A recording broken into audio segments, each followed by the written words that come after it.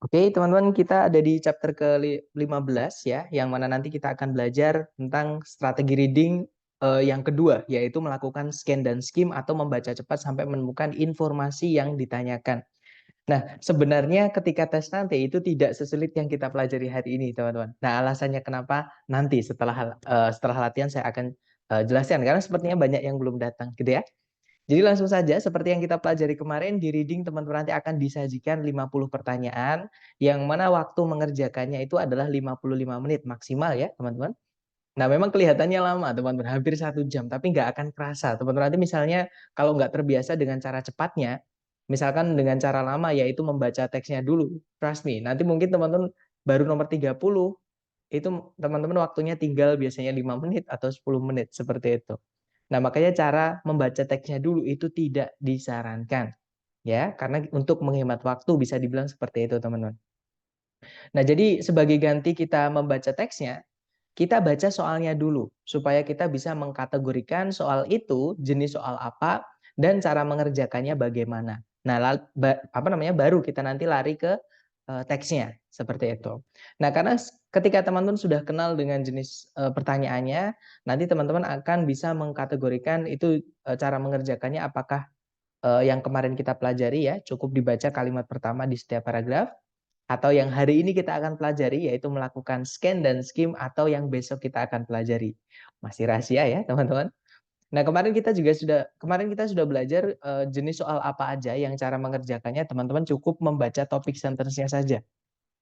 Nah, topik sentence itu letaknya di kalimat pertama di setiap paragraf, teman-teman. Oke. Nah, teknik ini dipakai ketika teman-teman ingin menjawab atau ketika teman-teman menemui soal yang menanyakan garis besar mengenai teks. Gitu ya. Nah, soal yang menanyakan garis besar mengenai teks antara lain kemarin yang sudah kita pelajari, yang pertama ada main idea atau ide pokok.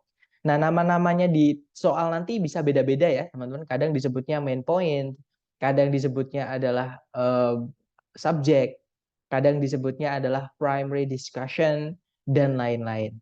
Oke, intinya kalau menanyakan inti dari teks itu yang dibahas apa, atau pokok dari teks itu membahas apa, teman-teman gunakan cara ini, karena itu adalah istilah dari main idea. Oke, kemudian teknik kedua yaitu idea organization, atau bagaimana si penulis itu mengembangkan ide yang dia angkat, atau gimana cara dia nulisnya, gitu ya, atau menyajikannya seperti itu. Dan yang terakhir adalah soal mengenai tone, purpose, sama course. Nah, tentunya di sini nanti vocabnya teman-teman akan perlu sekali untuk diasah gitu ya, karena tone, purpose, sama course itu menentukan kejelian teman-teman menemukan kosakata-kosakata yang nanti akan menentukan jawabannya, seperti itu. Gitu ya, teman-teman. Nah, sekarang kita lanjut ke teknik yang kedua, yaitu melakukan scan dan skim the text, atau membaca cepat sampai teman-teman menemukan ya di mana eh, yang ditanyakan di soal itu terletak di dalam teks. Jadi jawabannya itu bisa di mana aja di dalam teks, teman-teman. Entah itu kalimat pertama, kalimat kedua, kalimat tengah-tengahnya teks, atau bahkan kalimat terakhir. Gitu ya. Maka kita harus cari melakukan scan dan skim. Oke. Nah, jenis soal apa aja yang cara mengerjakannya kita harus men-scan dan skim teks dulu. Nah, ini lawannya dengan yang kemarin, teman-teman. Kalau kemarin itu adalah garis besar mengenai teks, kalau scan dan skim itu adalah menanyakan informasi kecil, ya, atau peritilan-peritilan kecil yang ada di dalam teks, atau informasi yang kecil-kecil gitu ya, yang ada di dalam teks, seperti itu. Bisa dibilang detail lah, seperti itu, teman-teman. Nah, soal apa aja sih yang dimaksud dengan pertanyaan yang menanyakan informasi-informasi kecil di dalam teks, yaitu yang pertama, informasi mengenai locate information. Jadi di mana si penulis itu menyebutkan suatu informasi tertentu. Gitu ya, teman-teman. Nah, contoh untuk locate information. Jadi locate information itu teman-teman disuruh nebak atau disuruh mencari di dalam teks di mana penulis itu membahas gitu ya, suatu topik tertentu. Nah, biasanya nanti bisa dikenali dari pilihan ABCD-nya. Pilihan ABCD-nya itu nanti ada line keberapa sampai line keberapa gitu ya. Misalkan yang Bravo line 4 sampai line 5. Kalau misalkan yang Charlie line 7 sampai line 9 misalnya. Kalau yang Delta misalnya line 12. Nah, seperti itu teman-teman. Berarti itu adalah jenis locate information. Tapi kalau teman-teman ngambil yang online, jenis soal locate information ini tidak pernah saya temukan ya. Saya nggak tahu nanti ketika teman-teman tes nemu atau tidak. Tapi kalau yang offline ada, tapi yang online nggak ada, teman-teman. Seperti itu. Nah, untuk contoh soalnya kurang lebih seperti ini. Di situ soalnya berbunyi, where in the passage does the author discuss the composition of the meteor? Jadi di manakah di dalam teks penulis itu membahas komposisi dari meteor. Jadi kalau scan dan skim, cara pertama teman-teman baca soal, temukan kata kunci yang ditanyakan. Ya, atau yang ditanyakan itu tentang apa. Nah, di sini yang ditanyakan adalah komposisi dari meteor atau kandungan dari meteor. Nah, kita lakukan scan dan skim ya, teman-teman. Jadi kita baca cepat dari awal. Jadi meteor crater yaitu sebuah kawah besar kira-kira atau sekitar 40 mil timurnya Flagstaff, Arizona. Nah, secara umum itu diperkirakan oleh para ilmuwan telah terbentuk sebagai akibat dari tabrakan sebuah meteor berbobot 60.000 ton sekitar 50.000 tahun yang lalu. Nah, belum ada ya teman-teman keterangan yang menyatakan kandungannya meteor itu apa sih? Berarti kita lanjut sampai menemukan informasi tersebut ya. Nah, kalimat berikutnya berbunyi, meteor yang terbuat dari nikel dan besi. Nah, ini di sini kita menemukan kandungan dari meteor ya, teman-teman. Nah, kandungannya meteor itu adalah nikel dan besi. Nah, kita hitung itu masuk ke line keberapa. Nah, kalau teman-teman ngambil tes nanti dikasih tanda ini ya, teman-teman, untuk memudahkan teman-teman. Jadi, ini line 5, ini line 10. Nanti kalau ada line 15 ya dikasih tahu lagi supaya mudah untuk kita menghitung itu line keberapa. Nah, karena garis ini adalah di atasnya line 5, berarti ini line 4, teman-teman. Nah, kita cek di pilihan A, B, C, D yang menyebutkan line 4. Nah, jawabannya adalah yang Bravo. Ya, seperti itu. Oke, nah ini adalah jenis soal locate information di mana teman-teman diminta mencari di dalam teks di mana si pembuat maksudnya si penulis itu membahas sesuatu gitu ya atau membahas suatu topik yang ditanyakan. Oke. Nah, itu jenis soal pertama, tapi kalau di online saya belum pernah menemukan jenis soal ini, teman-teman. Kemudian soal kedua yang cara mengerjakannya juga pakai scan dan skim, itu adalah soal yang menanyakan tentang pronoun referent atau rujukan kata ganti. Nah, kata ganti yang kita pelajari di structure dulu, teman-teman, fungsinya adalah menggantikan kata benda. Ya. Nah, di soal reading nanti, kata ganti itu ditanyakan. Jadi kata ganti ini yang ditebelin di teks ini, itu menggantikan kata benda apa? Contoh, teman-teman menemukan kata mereka memiliki bla bla bla bla misalnya. Nah, mereka di situ maksudnya kembalinya ke siapa? Itu yang dimaksud dengan soal pronoun referent. Ya. Nah, contoh soalnya seperti ini, teman-teman. Di situ soalnya berbunyi, kata ganti they di line kelima merujuk kepada they di line kelima. Nanti kalau teman-teman ngambil tes yang online itu di soal ditebelin, teman-teman. Jadi nggak perlu susah-susah scan dan skim ya, karena udah dikasih dikasih lihat di mana letaknya atau sudah dikasih tahu di mana letak yang ditanyakan gitu ya. Nah, nanti cara mengerjakannya teman-teman baca dari subjek predikat sebelum kata itu disebutkan. Oke, nah berarti kita baca kalimat sebelumnya ya, teman-teman. Di situ kalimat sebelumnya berbunyi, untuk bertahan hidup, tanaman-tanaman ini telah mengembangkan mekanisme untuk menjebak serangga di dalam daun-daun mereka. Nah, kita baca kalimat itu juga yang mengandung kata yang ditanyakan. Mereka memiliki cairan-cairan pencernaan untuk mendapatkan nitrogen yang dibutuhkan dari serangga-serangga tadi atau serangga-serangga yang dijebak tadi. Nah, berarti mereka di sini itu kembalinya ke yang menjebak serangga tadi, yaitu these plants. Nah, berarti jawabannya adalah yang Bravo, teman-teman. These plants. Gitu ya. Nah, untuk pronoun referen ini online, offline ada semua. Dan ini sering sekali keluar. Atau pasti keluar, teman-teman. Pasti ada. Entah satu soal, dua soal, tiga soal, pasti ada. Gitu ya. Oke, kita lanjut lagi ke jenis soal ketiga yang cara mengerjakannya juga pakai scan dan skim, teman-teman. Nah, untuk jenis soal ketiga ini ada dua ya, atau ada dua kategori. Jadi sebenarnya soal ketiga itu membahas tentang detail itu sendiri. Ya, jadi kita ditanyain tentang informasi-informasi kecil di dalam teks tersebut. Entah itu nyambung dengan topik atau tidak gitu ya. Yang penting ditanyain tentang entah siapa, entah kapan, entah di mana, entah mengapa dan sebagainya. Gitu ya. Nah, untuk detail sendiri ada dua, teman-teman. Yang pertama itu stated, yang kedua itu unstated. Nah, bedanya apa? Bedanya pertanyaan yang stated, itu teman-teman disuruh mencari di pilihan A, B, C, D, yang mana yang benar atau yang sesuai mengenai di teks mengenai yang ditanyakan. Jadi jawabannya nanti ada di dalam teks ya, teman-teman. Kata kuncinya juga ada di dalam teks seperti itu. Nah, contoh ya, di situ soalnya berbunyi, the passage indicates that Jamestown, kalau diartikan, teks menyatakan bahwa Jamestown itu, nah kata kunci teman-teman di soal adalah Jamestown. Yang mana kalau kita scan dan skim atau kita cari, Jamestown itu disebutkan pertama kali di kalimat pertama, teman-teman. Di akhir-akhir ya. Nah, kita baca kalimat pertama. Kalimat pertama berbunyi, Williamsburg merupakan sebuah kota bersejarah di Virginia yang dibangun oleh penjajah Inggris di tahun 1633.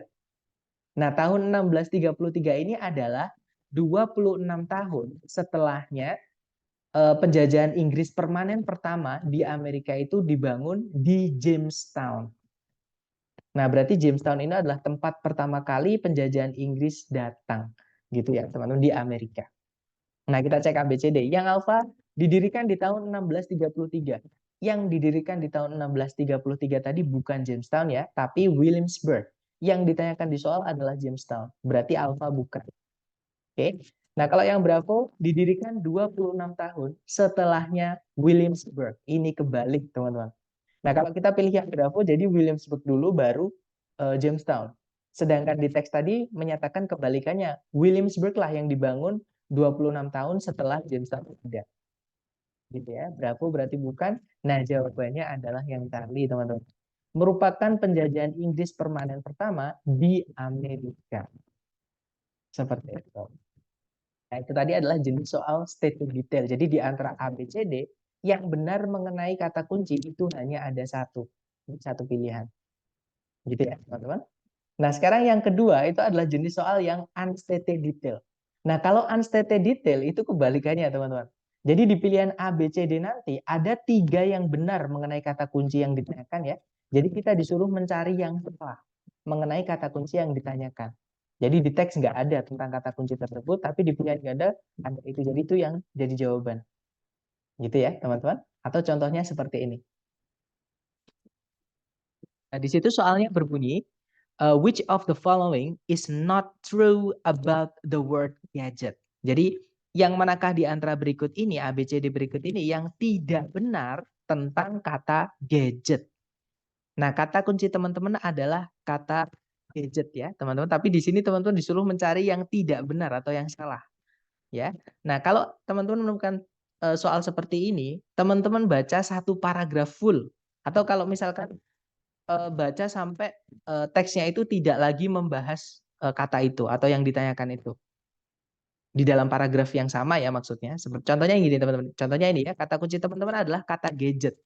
Nah, kalau kita scan dan skim, gadget itu disebutkan di kalimat kedua.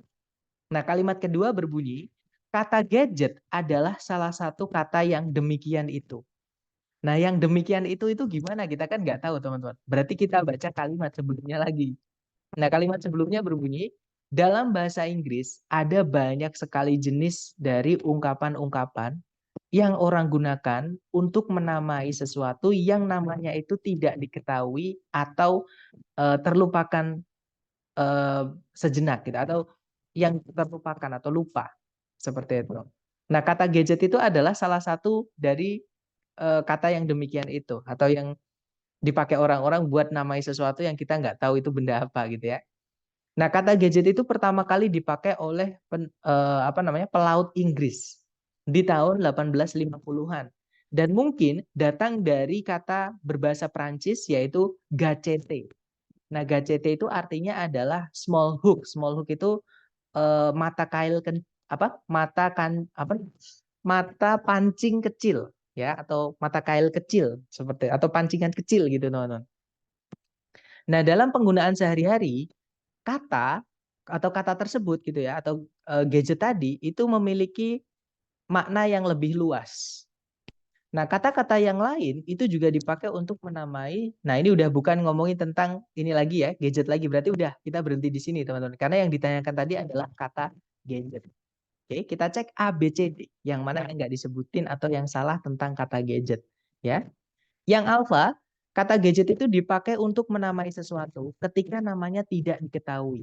Nah, tadi ada ya, teman-teman, disebutkan kalau gadget is one such word, atau kata yang demikian itu. Maksudnya kata yang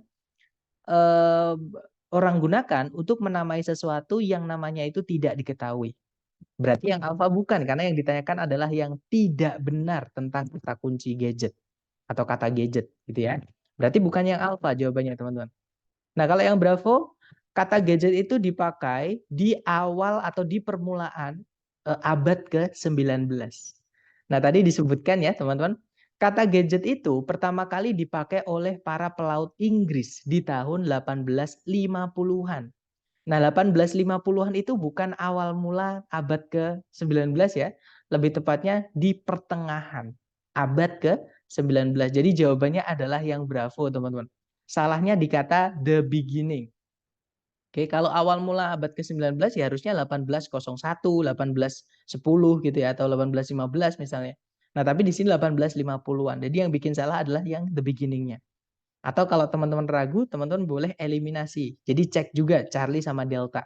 Di situ yang Charlie disebutkan, it most likely came from a word in the French language. Jadi kata gadget itu kemungkinan besar datang dari sebuah kata dalam bahasa Prancis, yaitu gacete tadi, yang artinya adalah pancingan kecil atau mata kail kecil. Seperti itu, teman-teman. Nah, berarti yang Charlie bukan ya, karena yang ditanyakan adalah yang tidak benar tentang kata gadget. Seperti itu. Sir, maksud abad ke-19 itu gimana ya? Nah, abad ke-19 itu seperti ini, Jadi, abad ke-19 itu dari tahun 1801 ya, teman-teman, sampai tahun 1900. Ini yang disebut dengan abad ke-19, teman-teman. Oke. Nah, kalau abad ke-20 itu tahun 1901 sampai sampai tahun 2000 disebut abad ke-20. Nah, sekarang kita ada di abad ke-21.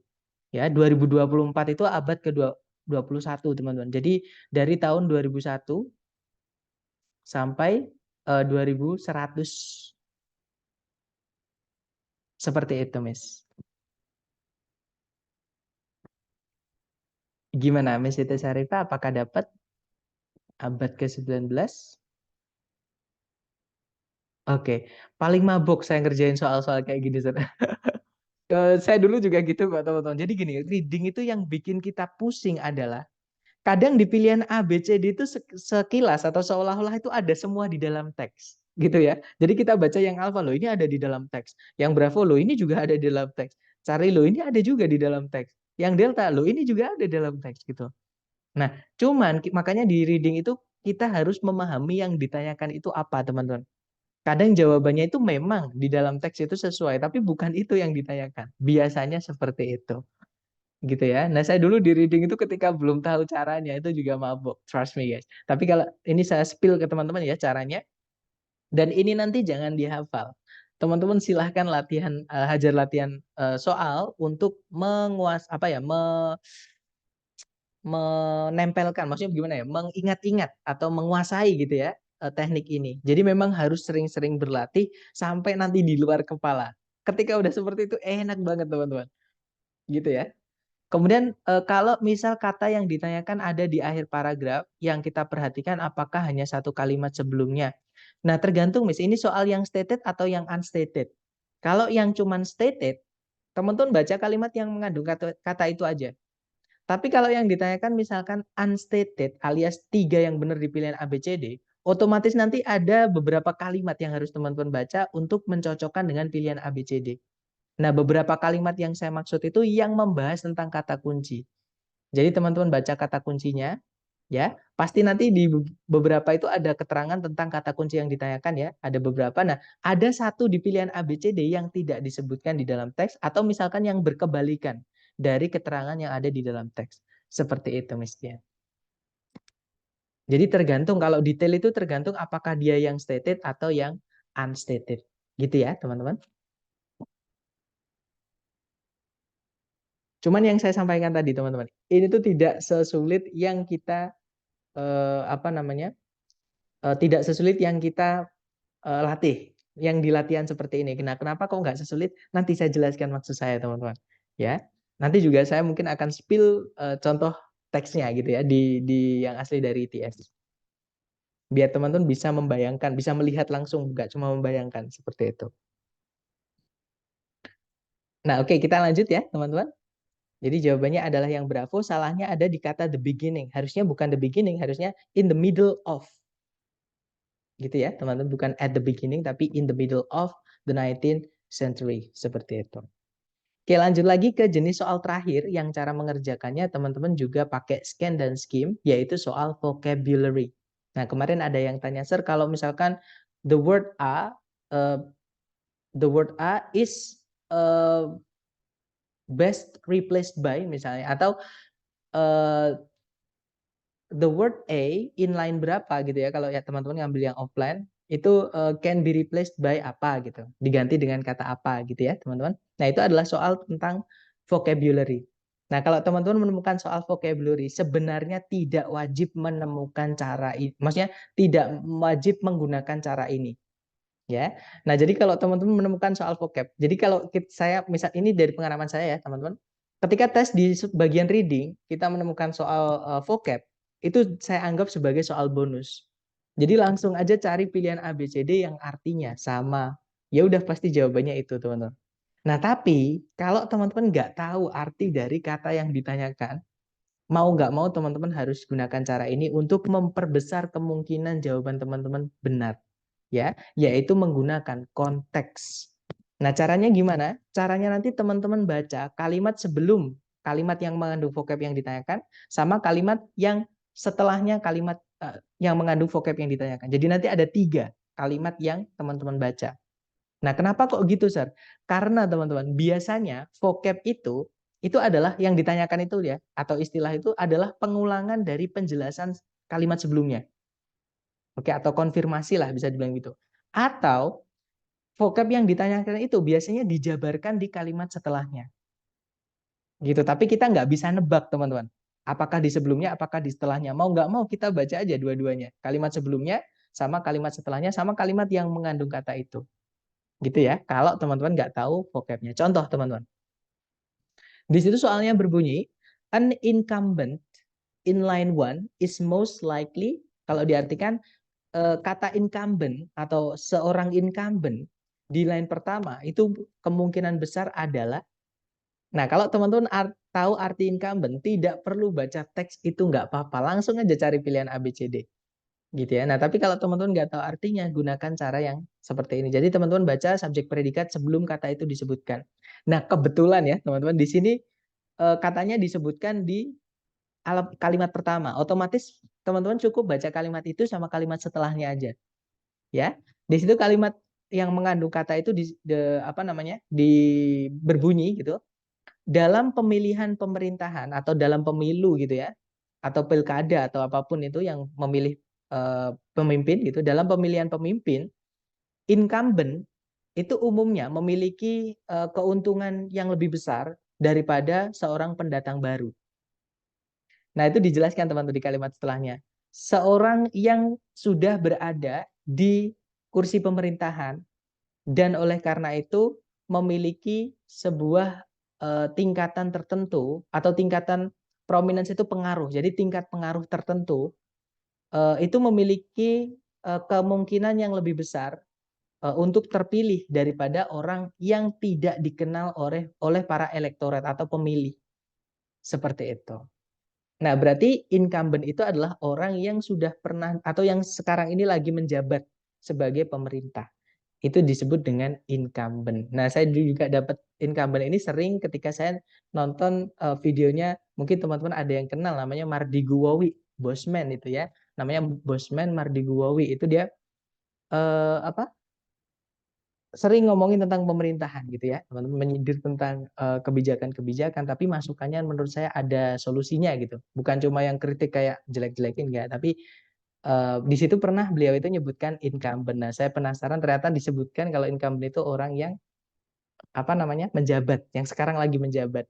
Nah, kalau kita cek ABCD, jawabannya adalah yang delta ya. Di situ ada yang digarisbawahi. Di situ disebutkan a current office holder atau pemegang kursi kantor. Maksudnya kursi kantor itu kekuasaan yang sekarang ya. Jadi pemegang kekuasaan yang sekarang kalau diartikan seperti itu.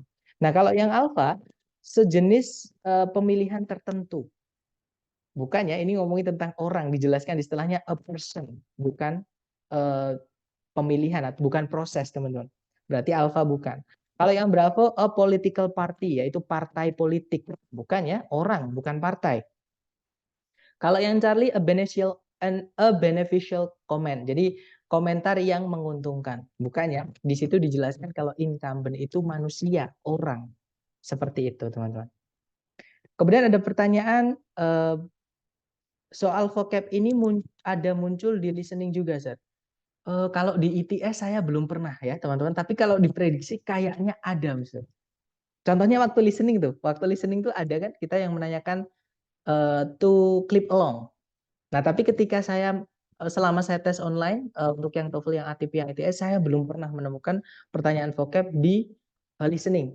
Ya, jadi makanya saya bilang TOEFL yang sekarang itu lebih mudah daripada yang prediksi ataupun yang TOEFL yang dulu-dulu seperti itu. Semacam petahana ya, Mister. Nah, itu saya nggak tahu petahana itu apa, teman-teman. Kayaknya itu kayak keluarga ini ya, keluarga apa? Keluarga kencana. Namanya keluarga kencana bukan sih? Jadi ada keluarga kencana, ada petahana, ada ini kayak rezim gitu ya. Kalau saya nggak salah ya, teman-teman. Tapi kalau incumbent itu adalah orang yang ya keluarga cendana, maaf, bukan keluarga kencana, keluarga cendana. Betul.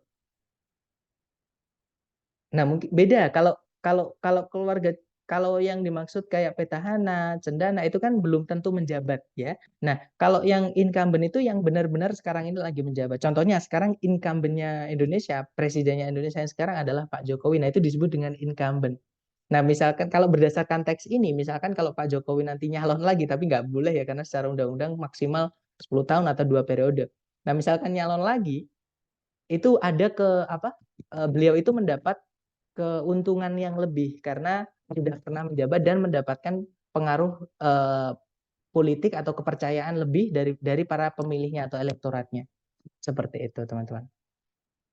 Nah, saya nggak tahu Pak Jokowi itu petahana, tapi kalau yang pasti setahu saya bukan cendana ya. Karena kalau cendana itu yang saya pahami adalah orang-orang yang keluarganya Pak Yudhoyono, Pak SBY, dan beliau kayaknya yang apa, konglomerat seperti itu. Tapi saya nggak yakin, teman-teman. Mohon maaf ya, karena saya buta politik gitu. Saya nggak terlalu pintar di politik. Ini lebih ke sinonim ya, Sir. Betul. Jadi kayak istilah yang dipakai di suatu eh, topik pembahasan. Karena banyak sekali nanti bisa, kebetulan ini contohnya tentang politik, teman-teman. Gitu ya. Nanti misalkan teman-teman menemukan ada tentang biologi atau biologi menanyakan tentang apa sih misalnya presipitasi itu, misalnya gitu. Gitu ya, teman-teman. Jadi itu adalah istilah-istilah yang dipakai di topik tertentu atau bidang tertentu seperti itu. Keluarga Pak Jokowi. Keluarga coba. Jadi sinetron tadi, teman-teman. Petahana bahasa Inggris incumbent. Oh, saya baru tahu. Jadi petahana itu kalau di bahasa Inggris kan incumbent ya. Berasal dari kata tahana yang berarti kedudukan. Oke. Kemuliaan dalam politik adalah istilah bagi pemegang suatu jabatan politik yang sedang menjabat. Oke, berarti namanya petahana. Berarti kalau sekarang petahana Pak Jokowi itu termasuk ke dalam rezim petahana. Nah, saya karena asing, teman-teman, petahana. Gitu ya. Langsung dicarikan sama teman-teman. Cendana itu keluarganya Soeharto. Oke. Ya, setahu saya pokoknya yang beliau yang apa ya, yang kalau di pemerintahan itu yang dari keluarganya Demokrat itu. Yang mohon maaf beliau orang-orang kaya-kaya itu ya, teman-teman. Seperti itu. Aman ya. Jadi ini tadi adalah 4 jenis soal yang cara mengerjakannya itu teman-teman pakai scan dan skim. Nah, tapi gini teman-teman, di latihan ini nanti itu tidak, maksudnya gini, latihan yang akan teman-teman hadapi hari ini itu lebih sulit dibandingkan ketika tes nanti. Kenapa kok lebih sulit? Karena kita membahasnya terpisah, teman-teman. Sedangkan soal scan dan skim, contoh ya, habis ini teman-teman akan saya bukakan PPT yang saya buat dari apa namanya? Soal yang saya dapat dari teman-teman saya yang intinya dapat soal ITS lah gitu ya, teman-teman. Golkar serta mungkin ya. Jadi ini nanti soal-soalnya yang muncul tentang pengetahuan gitu ya. Misalnya, kalau di reading pasti, Miss, atau Mister. Kalau di reading pasti soalnya itu akademik, teman-teman. Oke, kita ini ya, teman-teman. Atau saya bukakan dulu, coba saya bukakan PPT-nya yang dari koleksi, tapi yang mungkin sebentar ya, teman-teman, saya bukakan dulu. Biar teman-teman itu maksud saya ada gambaran. Kenapa kok ketika tes nanti lebih mudah, tidak sesulit yang kita pelajari hari ini. Sebentar teman-teman. Saya bukakan dulu PPT soal asli ITS.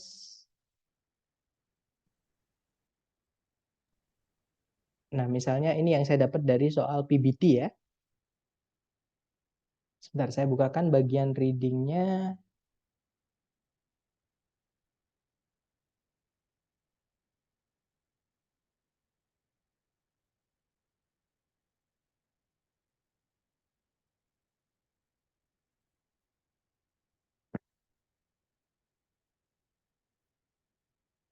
Layar teman-teman sudah pindah ya ke tampilan kayak tampilan tes. Ada pertanyaan nih, Mister, kalau sinonim itu pure harus pakai vocab kita. Jadi gini teman-teman, di reading itu full, pasti teman-teman gunakan vocab. Untuk mengerjakan apapun pasti, bukan cuma soal vocab ya. Eh, Kalau pertanyaannya apakah ada cara lain? Nah, cara lainnya yang tadi saya sebutkan tadi, Miss. Dibaca kalimat sebelumnya dan kalimat setelahnya.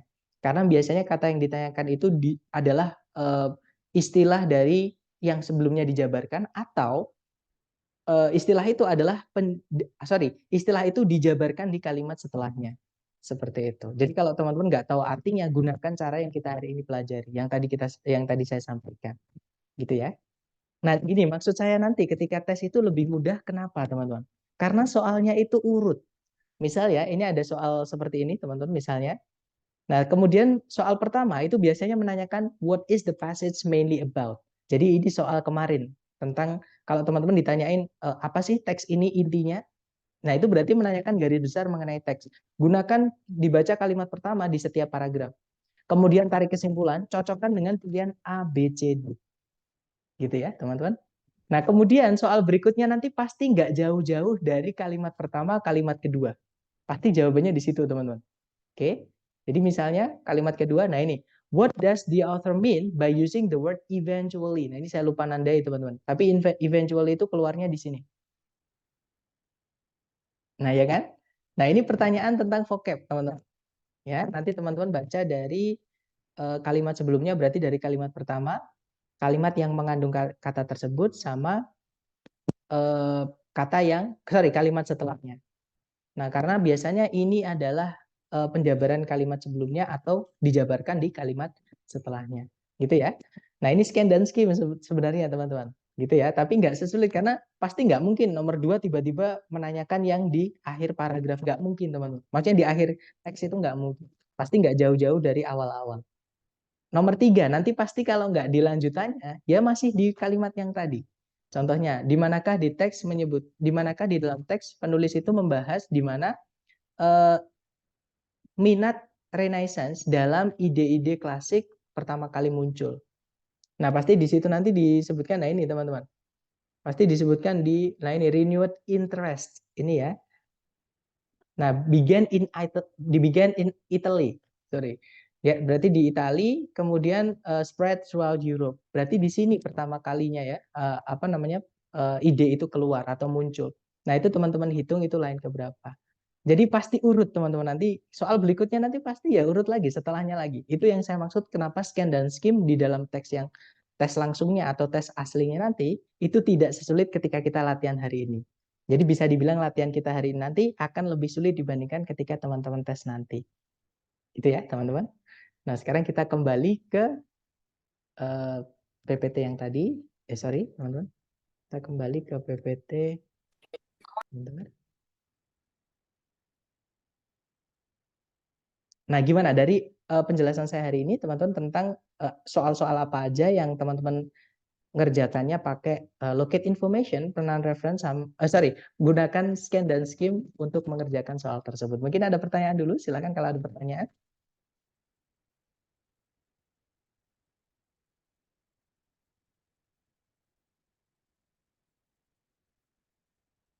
Clear ya teman-teman. Nah, sekarang kita coba dulu ke latihan ya. Seperti biasa, teman-teman jangan takut salah karena kita belajar. Salah itu adalah bagian dari proses gitu ya. Silakan dicoba dulu, saya mute dulu teman-teman. Silakan 1 menit dimulai dari sekarang. Monggo teman-teman.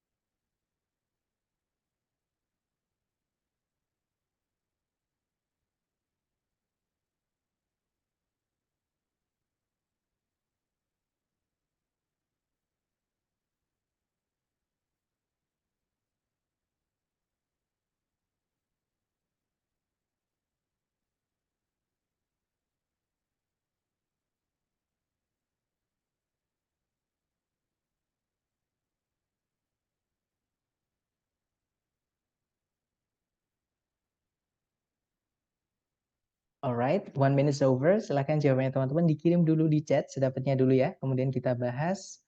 Baik, ada jawaban alfa. Alfa nggak ada petunjuk lainnya. Nah ini saya lupa teman-teman, maaf. Tapi teman-teman ditelik sendiri ya. Ada alfa, alfa, alfa, dan saya lihat teman-teman semuanya menjawab alfa. Mari kita cek bersama teman-teman. Oke, seperti biasa dibaca soalnya dulu kalau di reading. Di situ soalnya berbunyi, di manakah di dalam teks penulis itu memberi nama atau menamai eh, betina tertua gitu ya. Jadi gajah betina tertua di dalam kawanannya. Nah, kalau kita scan dan skim, kita cari di teks istilah atau nama dari gajah tertua. Nah, kata kuncinya teman-teman gajah tertua, teman-teman. Itu disebutkan di line kedua, yaitu this elder female. Nah, itu namanya adalah a matriarch. Jadi jawabannya adalah yang alpha. Sorry, yang alpha ya, teman-teman. Di line kedua. Seperti itu. Well done, teman-teman. Good beginning ya, good start. Mari kita lanjut lagi ke nomor berikutnya. Silahkan dicoba dulu, 1 menit dimulai dari sekarang. Silahkan.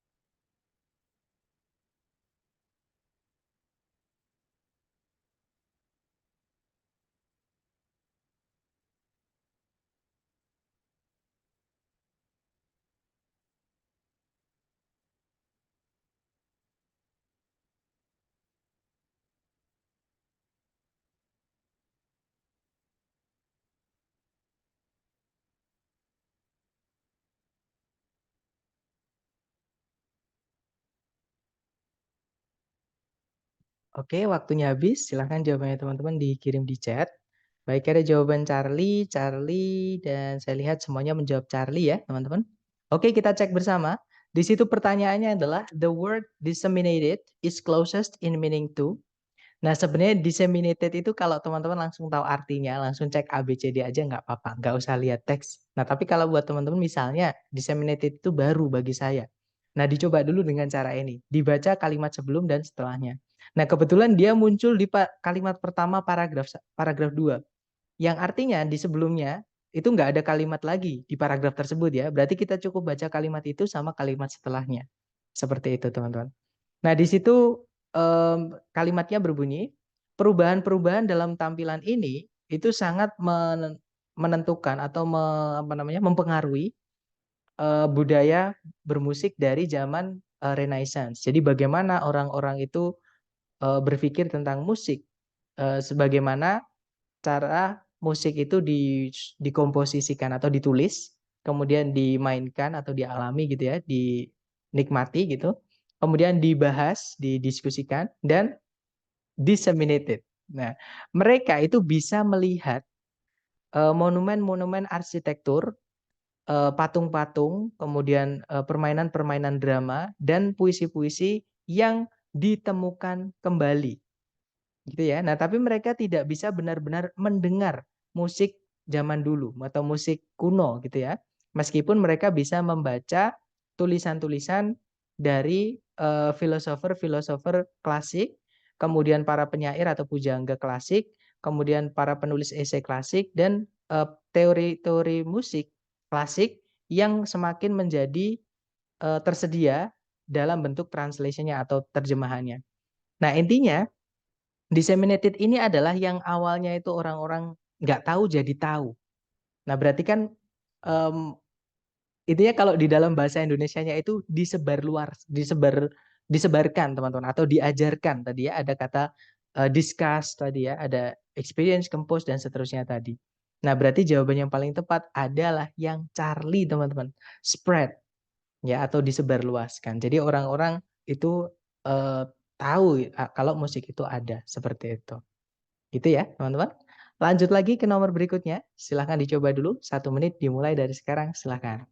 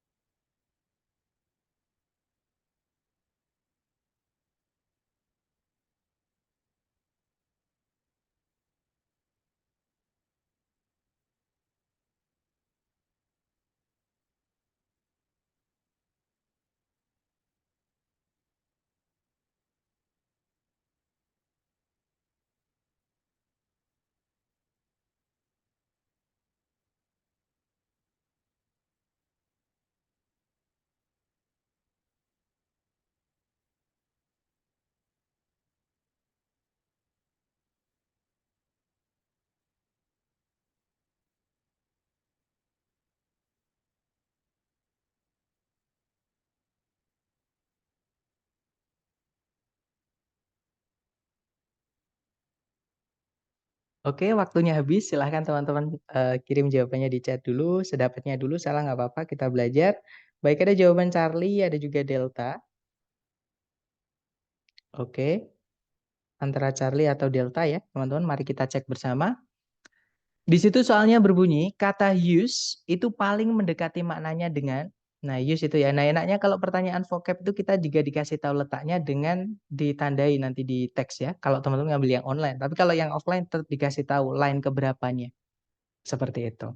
Nah kita baca kalimat sebelumnya atau subjek predikat sebelumnya dengan setelahnya. Kita baca ya teman-teman. Di situ kalimatnya berbunyi, daun-daun dari beberapa tanaman itu berubah menjadi merah atau ungu, yaitu use yang disebabkan oleh kelompok pigmen yang lain yang disebut dengan antosianin. Nah, use di sini yang dimaksud adalah menjelaskan merah sama ungu, teman-teman. Nah, merah sama ungu itu kan warna. Nah, kalau teman-teman cek di kamus, use itu memang artinya adalah warna, teman-teman. Oke, jadi jawaban yang paling tepat adalah yang Charlie. Seperti itu. Gitu ya. Nah, kita lanjut lagi ke nomor berikutnya. Ke nomor 4. Silahkan dicoba dulu, jangan takut salah, teman-teman. Silahkan.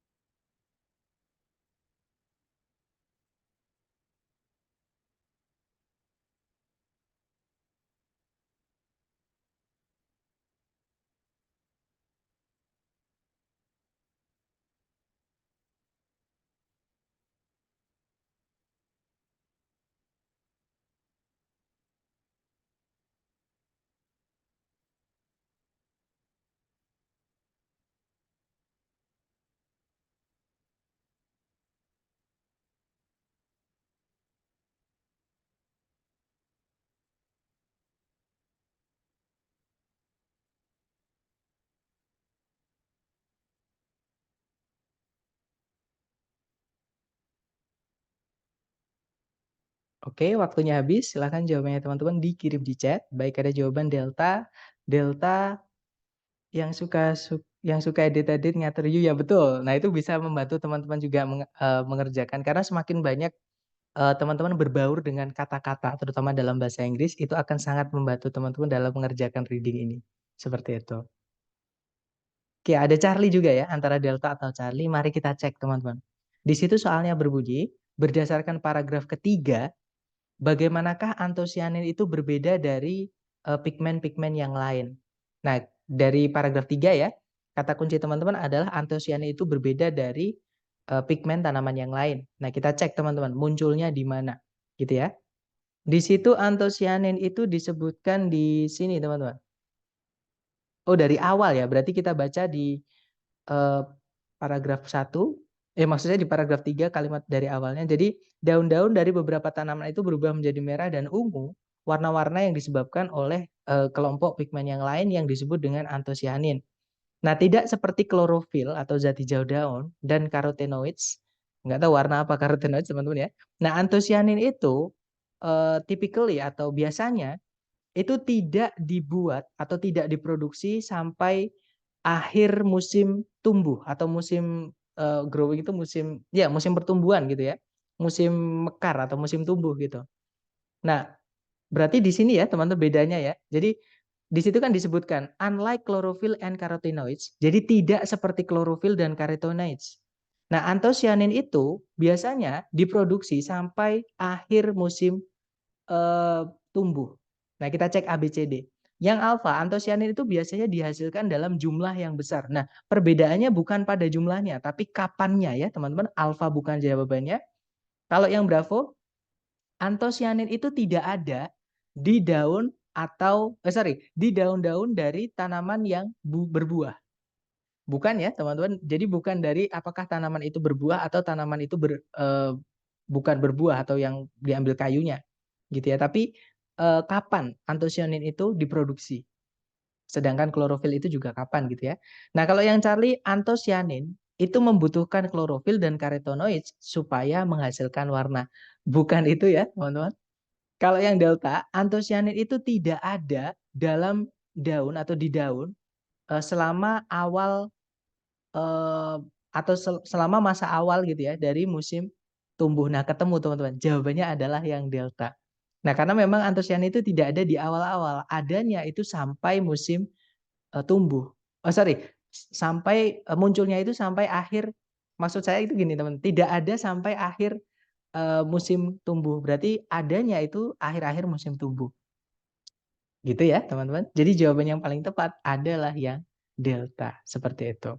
Dari kata carrot nggak sih? Nah, itu saya kurang tahu, teman-teman. Karena bukan bidang saya. Tapi mungkin kalau teman-teman ada pengetahuan nih tentang nutrition atau tentang botani ya, botany, itu teman-teman bisa terbantu dengan pengetahuan dasar teman-teman.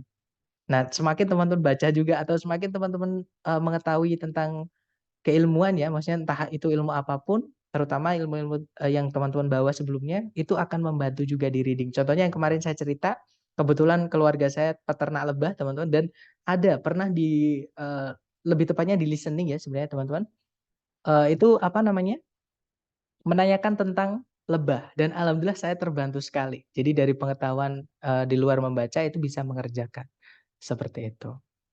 Itu ya. Nah, itu juga alasan saya kenapa selalu meminta teman-teman untuk sering-sering latihan. Pasti ketika teman-teman latihan nanti ilmunya atau wawasannya juga terbentuk atau tertambah gitu ya. Nah, kita lanjut lagi teman-teman ke nomor berikutnya. Monggo teman-teman. Waktunya 1 menit dimulai dari sekarang. Silahkan.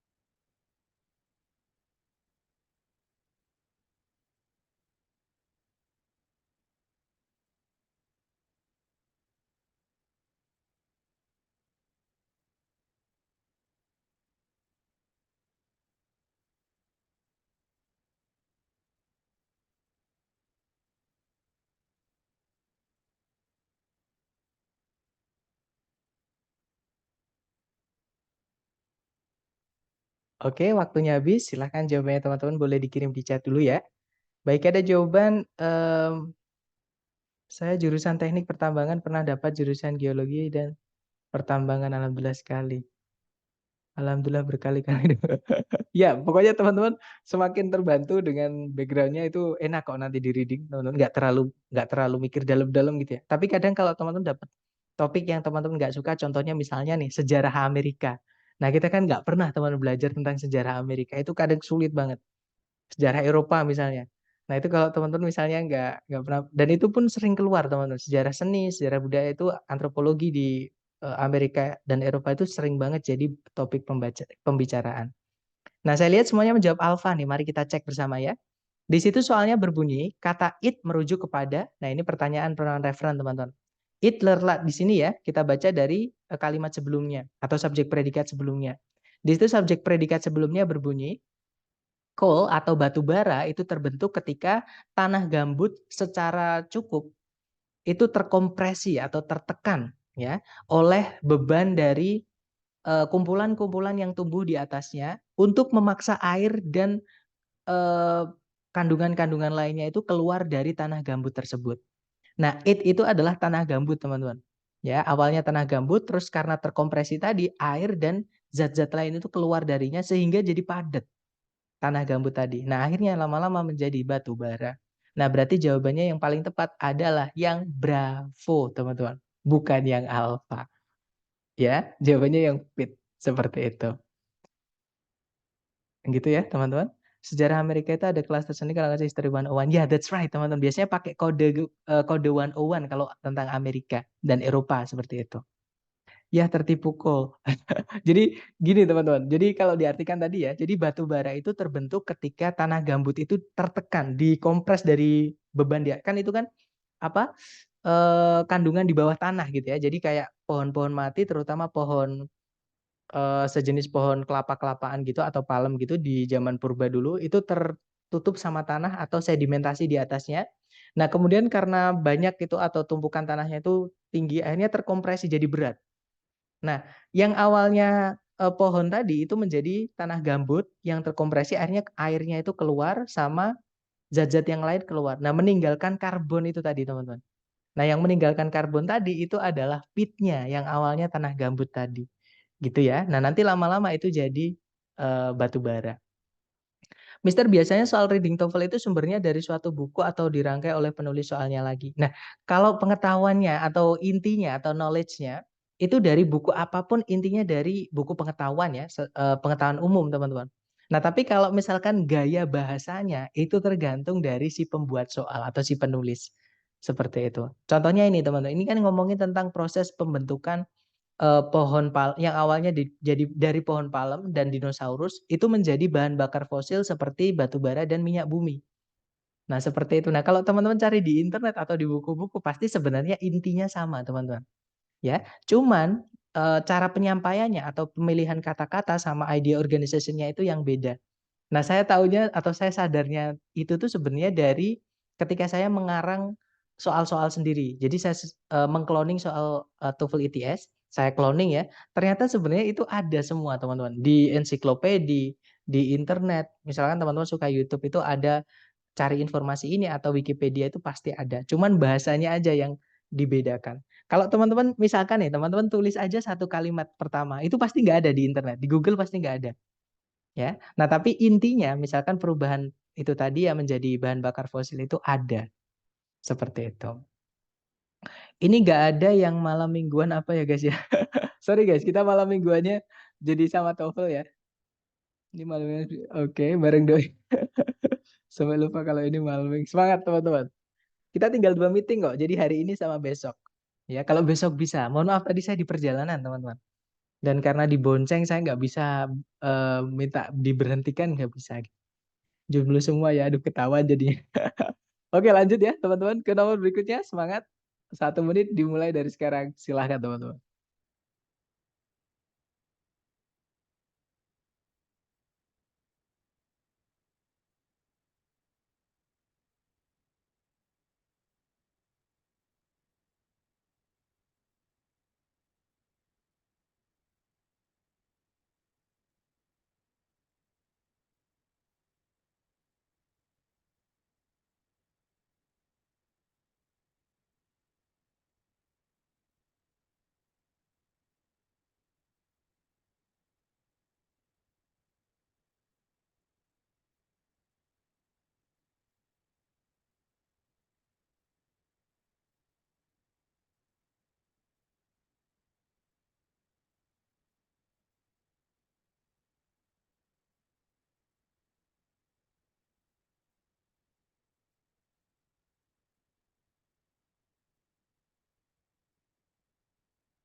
Oke, waktunya habis, silahkan jawabannya teman-teman dikirim di chat sedapatnya dulu ya.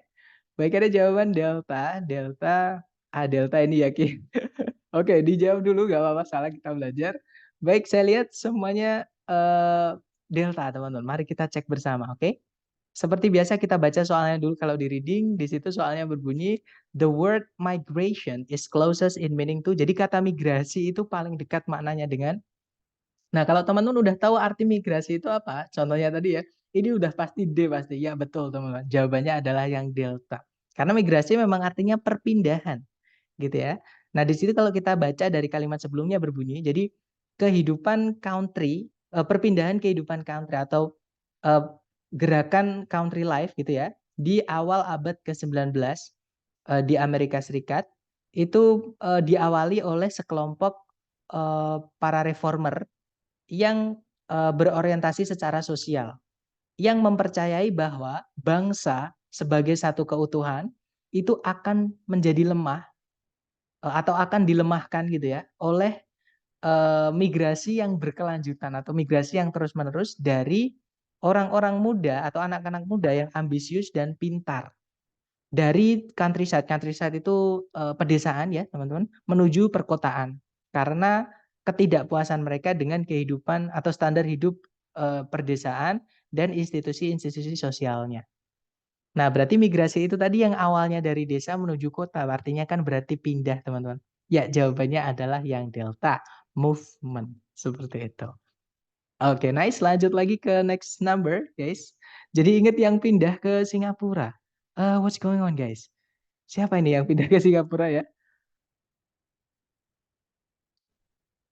Di Indonesia aja, teman-teman ya, biar aman. Maksudnya kita nggak usah pindah ke mana. Kalau ke Singapura pas main-main aja. Karena Singapura itu kalau kita cari tanah denger-denger susah ya.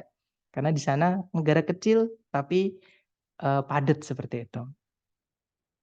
Sorry guys, jadi sok tahu ya saya, mohon maaf. Lanjut lagi ke nomor berikutnya. Silahkan teman-teman. 1 menit dimulai dari sekarang. Silahkan.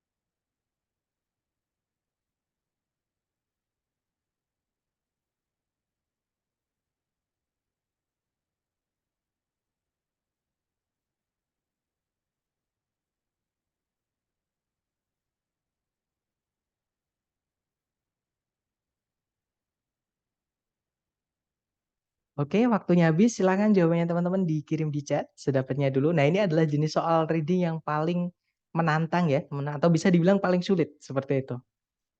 Nah, ada jawaban itu Mister yang katanya pindah ke warga negaraan. Nah, mungkin saya yang ketinggalan berita. Ada jawaban alfa juga ya, teman-teman. Tapi yang lain belum jawab nih, gak apa. Kalau gitu kita bahas bareng, teman-teman.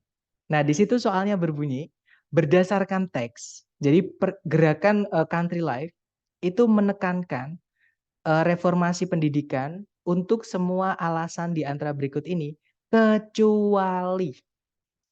Nah, kenapa kok apa namanya? Saya paham kenapa teman-teman banyak yang belum jawab, karena soal ini teman-teman kita harus gunakan scan dan skim, dan kalau teman-teman mungkin ada yang udah nemuin ya, itu letaknya di kalimat terakhir-terakhir teman-teman yang ngomongin tentang pendidikan reformasi di gerakan country life ya.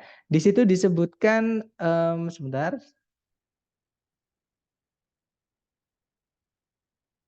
Nah, di sini teman-teman, di situ disebutkan di sini ya. Oke, jadi mulainya tuh di sini mulainya. Atau kita baca satu paragraf lah gitu ya. Karena kalau udah pertanyaannya tentang except, ada kecualinya atau yang not true gitu ya. Nah, mau nggak mau kita baca satu paragraf teman-teman. Oke, di situ paragraf kedua berbunyi, keberadaan dari tugas country life, tugas gerakan country life atau misi gerakan country life gitu ya. Itu memberikan legitimasi kepada para reformer country life. Dan laporannya itu eh, membentuk dan mengfokuskan banyak dari eh, pemikiran mereka gitu ya, atau kekhawatiran mereka gitu ya. Nah, meskipun para reformer itu memiliki banyak sekali suggestion, itu ini pendapat gitu ya atau masukan. Jadi para reformer itu punya banyak sekali masukan untuk kehidupan atau gimana ya, untuk menghidupkan kembali sosial desa dan reformasi ekonomi. Mereka itu lebih berkonsentrasi pada pendidikan yang merupakan atau yang sangat penting gitu ya dalam usaha untuk mereformasi kehidupan desa untuk beberapa alasan. Nah, ini teman-teman disebutkan di kalimat setelahnya sampai akhir ya. Nah, alasan pertama itu di kalimat berikutnya, karena banyak sekali orang-orang desa itu memiliki anak-anak yang umurnya itu umur-umur anak sekolah. Oke, jadi sekolah-sekolah itu merupakan institusi sosial yang sangat penting di Amerika yang perdesaan. Itu alasan pertama, teman-teman ya. Nah, alasan kedua, kenapa kok pendidikan yang ditujukan inti dari reformasi desa tadi, itu karena sekolah itu berurusan dengan anak-anak yang adalah, who were more adaptable, yang bisa lebih beradaptasi atau yang lebih suka belajar, yang memang umur-umur belajar gitu ya, daripada orang-orang dewasa yang udah fokus sama menafkahi keluarga mungkin, atau mungkin yang nyari jodoh tadi ya teman-teman, malam mingguan gitu. Dan anak kecil itu masih belum memikir itu, masih mikirnya main dan belajar gitu ya teman-teman. Kemudian to truly endure, jadi untuk benar-benar bertahan, perubahan-perubahan di lingkungan desa itu harus bermula dari anak-anak, atau harus mulai dari anak-anak, diawali dari anak-anak gitu ya. Nah, alasan ketiga kenapa mereka itu fokusnya di pendidikan, karena mereka itu nah, appropriated money itu gimana ya? Berarti mereka itu mengalokasikan uang gitu ya, dan mengatur kurikulum dan standar-standar instruksional pendidikan, intinya standar tugas pendidikan gitu ya. Eh, Nah, pemerintah pusat, pemerintah daerah gitu ya. Jadi gini teman-teman, di Amerika itu ada federal government sama state government. Federal government itu yang membawahi seluruh negara di Amerika Serikat. Amerika Serikat itu ada 50 negara, teman-teman. Nah, kalau state government itu pemerintah di setiap negaranya, gitu ya. Jadi karena mereka itu dapat dana gitu ya dari pemerintah pusat dan mengatur standar instruksional sendiri dan kurikulum sendiri, pemerintah setiap negara itu bisa mempengaruhi sekolah gitu ya, atau mengatur sekolah dalam cara-cara yang mereka tidak bisa atau gini ya teman-teman. Eh, sebagaimana kalau diartikan gitu ya. Jadi sebagaimana mereka itu tidak bisa mempengaruhi institusi-institusi yang lain. Jadi mereka, pemerintah dari negara-negara tertentu itu bisanya mempengaruhi sekolah. Punya punya wewenang gitu ya. Maksudnya bisa menghandle sekolah, tapi mereka nggak bisa mengotak-atik atau bahasa Jawanya itu ngerusui teman, atau ikut campur ya. Jadi ikut campur dengan urusan institusi-institusi yang lain. Jadi cuman sekolah aja yang bisa diobok-obok gitu ya teman-teman. Nah, contohnya di kalimat terakhir itu, the church atau gereja by contrast atau sebaliknya merupakan eh, institusi yang penting bagi orang-orang desa. Tapi gereja itu self-directed. Self-directed itu diatur sendiri teman-teman. Nggak boleh pemerintah itu mengotak-otak, itu nggak bisa. Jadi outsider itu pihak luar gereja. Contohnya pemerintah itu nggak boleh me, apa namanya mengobok-obok gitu ya urusan gereja. Nah, itu aturan di Amerika Serikat sana. Jadi itu tadi ada tiga alasan kenapa para reformer country life itu berfokus lebih kepada pendidikan. Ya, yang pertama karena banyak anak-anak kecil yang mana umurnya tadi masih umur-umur pendidikan atau belajar gitu ya. Alasan kedua, anak-anak itu lebih bisa belajar. Alasan ketiga, karena pemerintah bisa mengotak-atik atau bisa mempengaruhi pendidikan, sektor pendidikan, yaitu lebih tepatnya sekolah sebagai institusi pendidikan. Seperti itu. Nah, kita cek ABCD yang tidak disebutkan tadi, teman-teman. Ya, yang alfa di situ berbunyi, sekolah itu memainkan peran penting dalam kehidupan sosial desa. Tadi ada ya, teman-teman. Jadi di situ tuh banyak sekolah gitu. Kemudian yang Bravo, sekolah itu bisa dengan mudah dipengaruhi atau diatur oleh oleh pemerintah negara. Tadi juga ada, berarti Bravo bukan. Kalau yang Charlie, anak-anak itu enrolled in itu sama kayak register, teman-teman, yaitu mendaftar gitu ya. Anak-anak yang didaftarkan di sekolah-sekolah itu mampu membuat perubahan lebih mudah daripada orang-orang dewasa, maksudnya adaptable tadi ya. Nah, yang Charlie ada tadi di teks. Nah, kita cek dulu yang terakhir. Yang delta itu few rural children. Jadi sedikit anak-anak desa itu bisa menghadiri sekolah setiap hari. Nah, yang nggak ada tadi adalah yang delta, teman-teman. Ya, jadi nggak ada keterangan apakah ada anak-anak yang bisa datang ke sekolah atau tidak setiap hari. Itu nggak ada di teks. Jadi yang pertanyaannya tadi, alasan dari kenapa orang-orang yang para reformer country life tadi itu berfokus pada pendidikan, kecuali jadi alasan yang tidak ada di teks, yaitu yang delta. Jadi jawabannya delta ya. Memang saya sebutkan tadi teman-teman, jenis soal ini itu paling tidak mudah, atau paling paling salah satu yang paling sulit di reading, paling lama gitu. Tapi caranya sudah saya sebutkan ke teman-teman.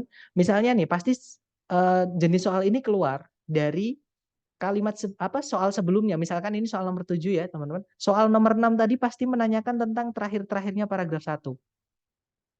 Seperti itu. Nah, ini kebetulan muncul di nomor 7. Nah, teman-teman baca aja di seluruh paragraf 2, karena nanti soal nomor 8, teman-teman nggak perlu lagi baca teks, karena masih ingat ketika teman-teman menjawab nomor 7. Nah, itu enaknya di reading. Gitu. Nah, teman-teman nanti akan dapat yang saya maksud. Enaknya di reading ketika teman-teman sering-sering latihan. Oh iya, ternyata benar yang dirasain Mr. P, ternyata saya juga rasain.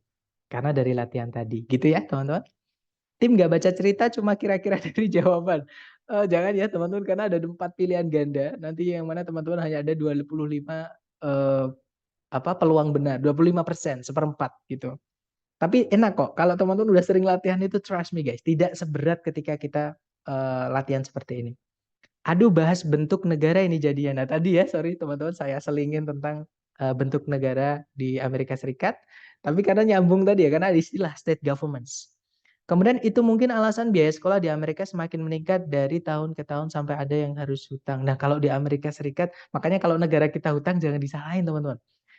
Negara hutang itu sebenarnya juga demi rakyat ya, yang pasti jangan dikorupsi gitu aja. Walaupun sebenarnya Indonesia itu juga kaya banget. Kalau pajak nggak dikorupsi itu katanya Mahfud MD katanya ya, kita setiap orang itu bisa dapat 20 juta per bulan. Per orang, per kepala di Indonesia. Nah karena banyak yang korupsi, mohon maaf, jadi akhirnya negara kita jadi berantakan lah, bisa dibilang gitu. Harusnya maju, jadi ketinggalan. Tapi alhamdulillah sekarang kita ngejar teman-teman. Kita udah mulai dikenal dunia gitu ya. Iya Mister, paling menyita waktu kalau saya. Benar, saya setuju. Jadi jenis soal yang unstated detail ini paling menyita waktu. Tapi teman-teman sabar ya, yang saya sebutkan tadi. Nomor 8 nanti, itu pasti masih di paragraf yang teman-teman baca tadi. Jadi kalau teman-teman mengerjakan soal seperti ini, hikmahnya adalah kalimat setelahnya atau soal setelahnya itu kebetulan sudah teman-teman jawab. Sudah teman-teman baca. Seperti itu. Jadi kayak kita sekali baca untuk beberapa pertanyaan. Seperti itu teman-teman. Enaknya di reading. Enak kok teman-teman. Kalau udah terbiasa tuh memang berat sih. Reading itu memang paling berat karena kita harus baca dan memahami. Gitu. Apalagi teksnya nanti bisa panjang-panjang sekali. Maaf baru join, berarti bentuk soal reading ini berurutan ya, Sir? Betul teman-teman. Berurutan sesuai paragraf, betul. Jadi mereka itu bagus sih. Maksud saya memang kalau kita baca kan nggak mungkin tiba-tiba tengah-tengah, kan nggak mungkin teman-teman. Pasti kalau kita baca buku atau untuk memahami sesuatu pasti dari awal. Terus ke belakang sampai akhir. Itu namanya membaca.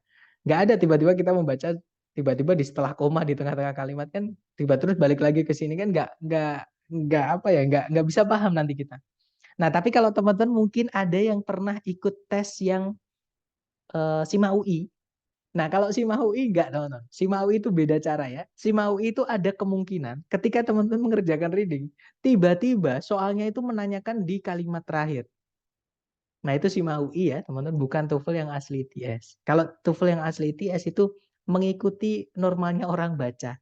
Kalau baca itu kan kita dari awal ke belakang seperti itu. Iya Mister, sulit banget SIMA UI. Saya setuju teman-teman. Karena kayak kita itu di otak kita itu kayak diobok-obok gitu. Yang harusnya reading atau membaca untuk memahami dari awal. Ini enggak, tiba-tiba soalnya di belakang gitu. Pernah ikut SIMA UI, gila itu mumet benar teman-teman. Tapi saya juga ada soal-soal SIMA UI, dan SIMA UI itu soalnya bukan cuma 50 teman-teman. Kalau saya nggak salah ada 80 atau hampir 100 pokoknya.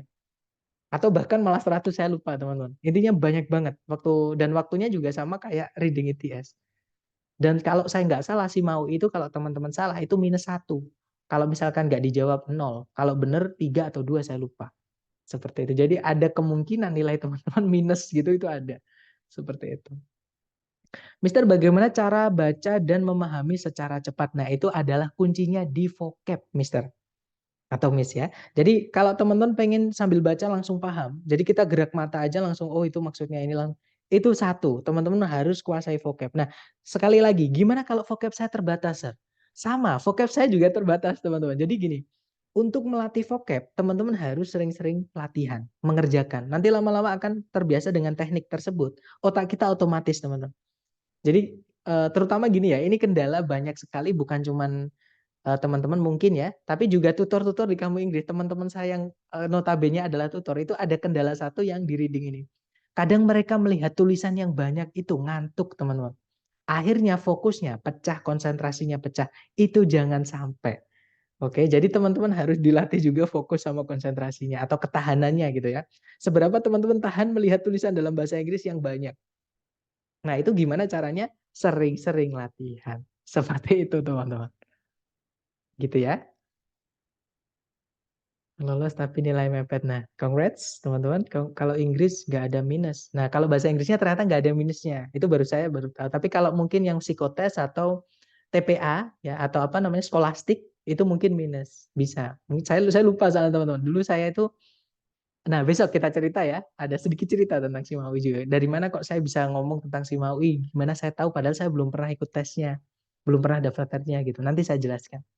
Saya tuh Mister langsung ngantuk. Itu dilatih ya teman-teman. Jadi memang harus latihan. Atau gini deh, kalau saya ya teman-teman, ketika membaca apa yang saya pahami itu saya visualkan lewat eh, imajinasi saya. Jadi kayak saya berusaha menggambarkan. Tapi itu perlu dilatih juga karena kalau teman-teman misalkan di reading menggunakan cara yang saya sampaikan barusan, mengvisualkan dengan apa mental visual. Jadi kita menggambarkan di pikiran kita. Oh ini maksudnya gini kita gambarkan. Itu akan lama kalau teman-teman nggak terbiasa dan menyita waktu. Jadi yang saya sampaikan teman-teman, reading itu nggak enaknya adalah pembahasannya semuanya akademik, vocabnya tinggi-tinggi, nilainya paling sedikit. Jadi reading itu paling kalau teman-teman benar semua ya, itu 670. Sedangkan listening sama structure itu kalau benar semua itu 680. Seperti itu. Ya. Gak apa-apa asal jangan etika yang benar-benar banget. Iya benar teman-teman. Adab itu nomor satu ya. Eh, Ilmu nomor dua gitu. Jadi dahulukan adab daripada ilmu. Ya, Mister jujur reading bikin ngantuk. Ya benar, reading bikin ngantuk, menguras cakra ya. Saya kalau guyonnya sama teman-teman itu menguras cakra. Baca soal kayak dongeng pengantar tidur, obat tidur. Kalau nggak paham artinya gimana visualisasinya, Mister? Nah itu makanya vocab teman-teman. Kok reading itu kombinasi dari vocab sama itu tadi mental visualnya kita. Jadi kita memvisualkan di pikiran kita gitu. Jadi kayak menggambarkan, kayak berimajinasi sesuai cerita yang ada. Sama kayak ketika kita listening. Kalau kita terlalu sibuk mentranslate itu bakal sulit. Tapi kita sambil mendengarkan kita menggambarkan konteksnya. Kayak seolah-olah kita melihat ada dua orang lagi ngobrol, ngomongin ini, ngomongin ini, ngomongin ini. Itu enak banget teman-teman. Seperti itu. Lanjut ya. Jangan takut salah. Dicoba lagi teman-teman. Silahkan. 1 menit dimulai dari sekarang, masih dengan soal yang sama. Silahkan teman-teman.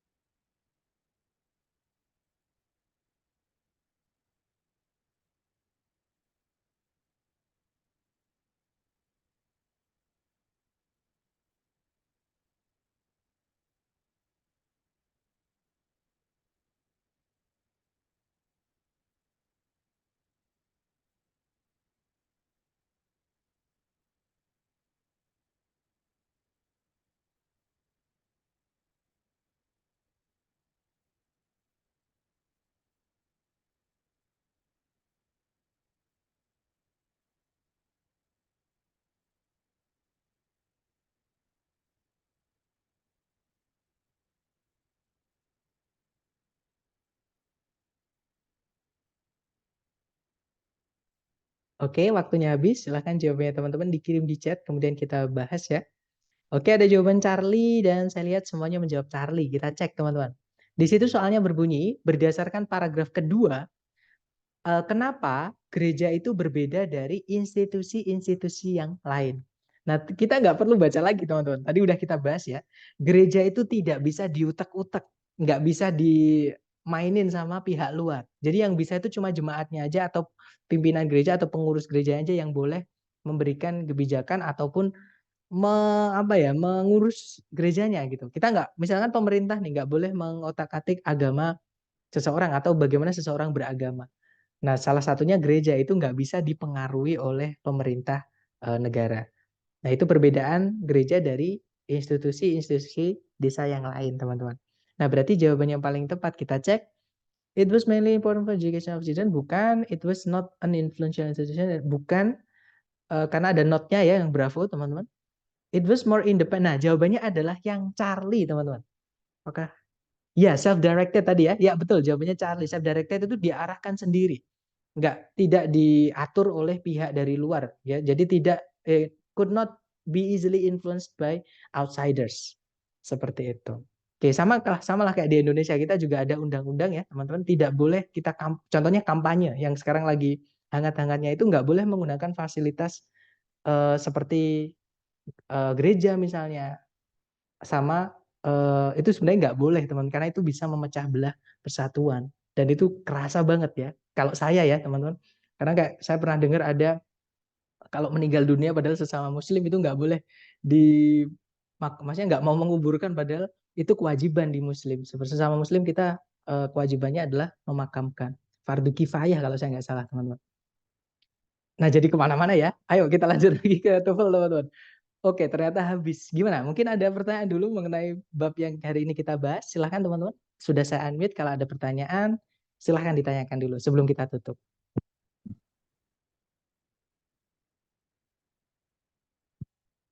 Aman ya? Saran saya cuma satu, teman-teman. Sering-sering latihan untuk memperkaya vocab dan menginstingkan atau membentuk insting teman-teman dengan teknik yang kita pelajari di kelas. Gitu ya, teman-teman. Oh, ternyata ada pertanyaan. Masih nyucutan pala saya, Sir. Boleh minum apa ya? Nanti saya jadi endorse teman-teman. Intinya nggak apa-apa untuk sementara istirahat, jangan dipaksa kalau kita overheat ya teman-teman, jangan sampai meledak.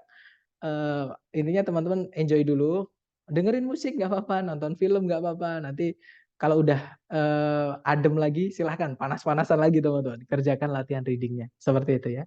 Misal reading salah semua, berapa maksimal nilai yang kita dapat? Nah, misalkan teman-teman nih, cara menghitungnya ya teman-teman.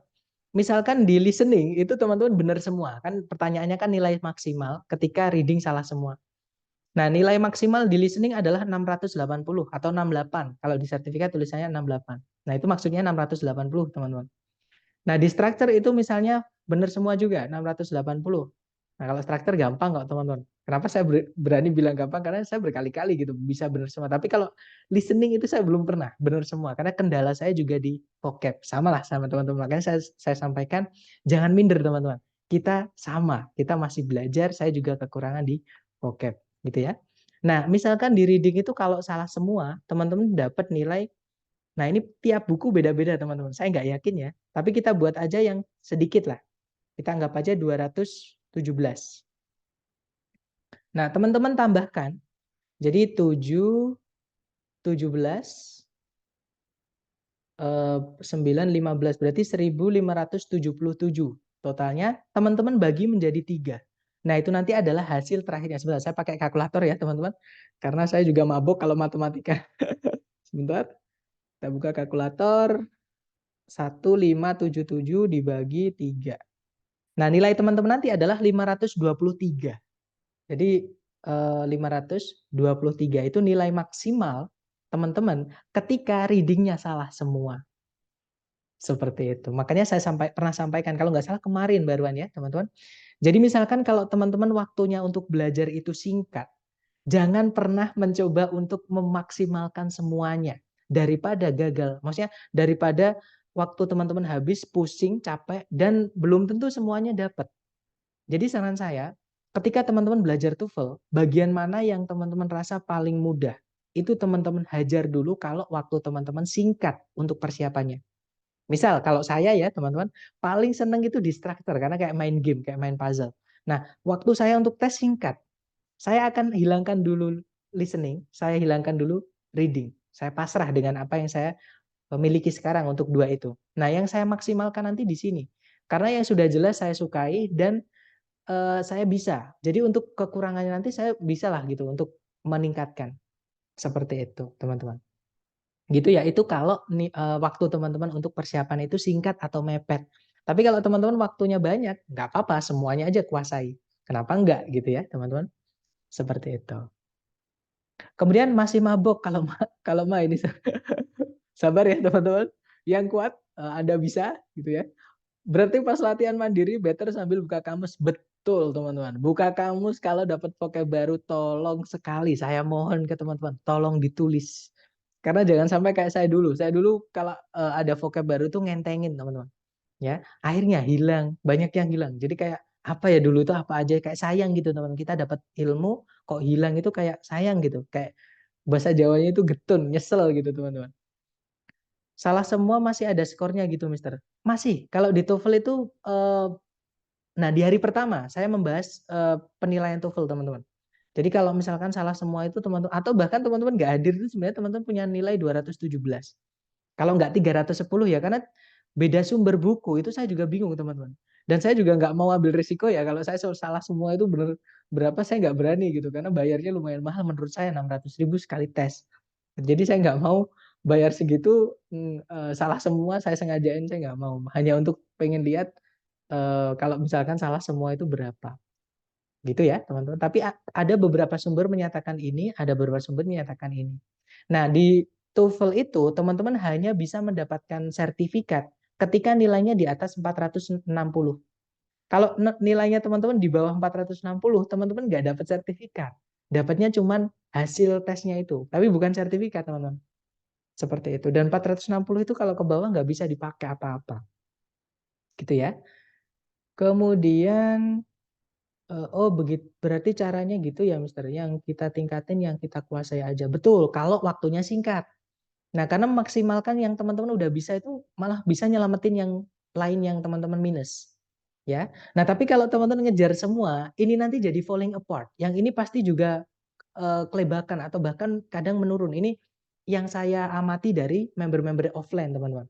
Jadi ketika mereka memaksakan diri untuk menguasai ketiganya dengan yang hanya waktunya mepet, mereka hanya belajar yang mereka sukai atau yang mereka anggap paling menonjol nilainya. Nah, itu nilai TOEFL mereka bisa terangkat atau diperbaiki ketika mereka belajar yang mereka kuasai saja. Itu kalau waktunya mepet. Tapi kalau teman-teman punya waktu misalnya nih 3 bulan atau 4 bulan itu cukup untuk menguasai ketiganya. Gitu teman-teman. Sekarang 433 terbaru untuk 2024. Jadi 433, oh ini saya baru tahu. Jadi 433 itu teman-teman masih bisa dapat sertifikat. Di bawahnya itu nggak bisa. Udah coba, jangan dicoba teman-teman ya. Tapi kalau teman-teman misalkan udah kerjakan dengan cakra terbesarnya teman-teman, dengan kekuatan terbesarnya udah dicoba terbaik hasilnya segitu nggak apa-apa gitu ya. Nah, tapi jangan disengaja maksudnya teman-teman misalkan ada yang pinter nih, sebenarnya nilainya 600 sekian, tapi gara-gara nyoba jangan teman-teman. Sayang gitu ya. Besok saya soalnya tes. Nah, semangat buat teman-teman yang mau tes. Intinya jangan ini teman-teman. Persiapkan yang paling penting adalah mental teman-teman. Jangan sampai eh, goyah gitu ya. Maksudnya jangan sampai panik gitu. Intinya harus tenang ketika tes, nikmatin aja sesuai yang teman-teman bisa. Misalkan di listening, aduh, kenapa tadi kok saya yang jawab A ya, nggak jawab B aja, kayaknya jawabannya B. Jangan ada pikiran seperti itu, teman-teman. Yang udah ya udah. Karena kenapa? Listening itu jalan sendiri soalnya. Nggak bisa kita back. Gitu. Jadi makanya kalau yang udah jangan diseselin. Fokus sama yang teman-teman sedang hadapi. Seperti itu. Sukses Kak, semoga dapat yang diinginkan, yang terbaik. Amin teman-teman. Oke, saya kumpulkan cakra dulu. Ya, kumpulkan cakra teman-teman ya. Sambil saya absen, intinya jangan meninggalkan lapangan upacara dulu teman-teman. Saya absen dulu, saya lupa tadi memfoto. Sebentar.